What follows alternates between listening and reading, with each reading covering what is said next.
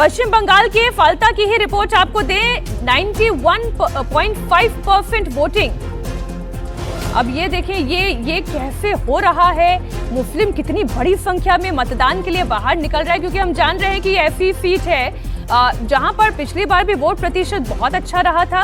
इस बार भी जो संभावना है कि क्या ये हो पाएगा। फाल्ता सीट पर 76% वोटिंग हुई है, जो कि पिछली बार 91.5% वोटिंग थी। अभी भी 3 घंटे का समय बाकी, अब तो 2.5 घंटे का समय हम कहें। इस पर हम चर्चा कर लेते हैं। हुसैन, देखिए, आप जितने मुस्लिम मोहल्लों में पहुंचे हैं, चाहे आप चौरंगी सीट की बात कर लें, जितने मतदाताओं से आपने चर्चा की, कोई डिवाइड वहां नहीं दिखाई दे रहा है और इतना उत्साह मुस्लिम वोटर्स में दिखाई दे रहा है कि वो निकलना चाहते हैं और सिर्फ दीदी की बात कर रहे हैं।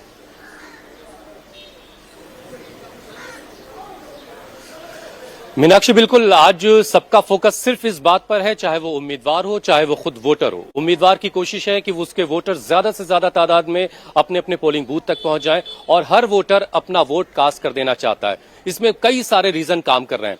अब खास तौर से मुसलमानों की जब आप बात करती हैं तो उसमें एक बहुत बड़ा फैक्टर SIR का है। हमने बहुत सारे लोगों से सुना जो दूसरे इलाकों में थे, दूसरे स्टेट में थे, दूसरे राज्यों में थे।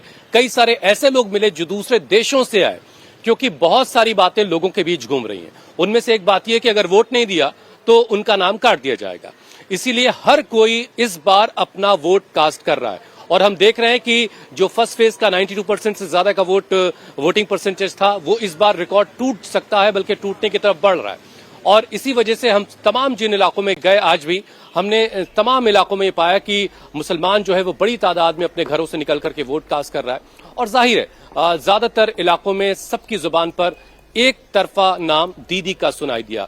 इस पूरे कोलकाता में जो 11 सीटें हैं वो दीदी के पास थी, 11 सीटों, और यहां पर कोई फाइट और नजर नहीं आती दीदी के सामने बीजेपी के अलावा। यानी मुसलमानों का वोट बिखरता हुआ इस इलाके में कम से कम नहीं दिखाई दे रहा। एक सीट ऐसी है जिसे मटिया बुर्ज के नाम से जाना जाता है।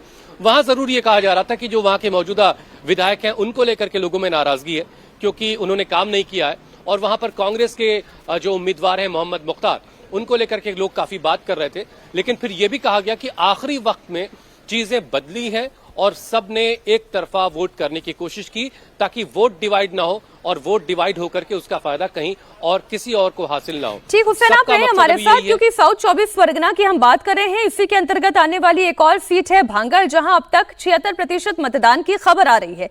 पिछली बार भांगड़ सीट पे 91.5% वोटिंग हुई थी और भांगड़ सीट से शौकत मुल्ला को ममता बनर्जी ने उम्मीदवार बनाया है। टॉलीगंज सीट पर अब तक 75% मतदान हो गया है। पिछली बार टॉलीगंज सीट पर 78% से ज्यादा मतदान हुआ था। आप सोचें, अभी भी 2.5 घंटे की वोटिंग और बाकी है। ये मतदान प्रतिशत कहां जाकर रुकेगा, इससे आप एक अंदाजा लगाएं। बासंती सीट पर बात करें, अब तक 72% वोटिंग हुई है। पिछली बार बासंती सीट पर 87.8% मतदान हुआ था। तो ये तो साउथ 24 परगना के वो इलाके हैं जहां पर बंपर वोटिंग हुई थी। लेकिन साउथ 24 परगना की ये बंपर वोटिंग क्या हिंदू मोहल्ले में भी उतनी ही बंपर वोटिंग के लिए हिंदू मतदाताओं को भी बाहर निकाल पाने में कामयाब हो पाई के? शुद्धशील घोष जी, क्या ये हो पाया है? क्या मुस्लिम, हम जानते हैं कम्युनिटी एक मुश्त TMC को वोट देता है, क्या हिंदू वोट में कोई डिवाइड, कोई बिखराव दिखाई दे रहा है? बिल्कुल नहीं। यहाँ पर 3 ट्रेंड एक्चुअली सेट हो गया, जिसलिए इतना बम्पर वोटिंग हमको देखने को मिल रहा है। एक तो चीज है कि SIR के कारण जो फर्जी वोट था उसका डिलीशन हो गया।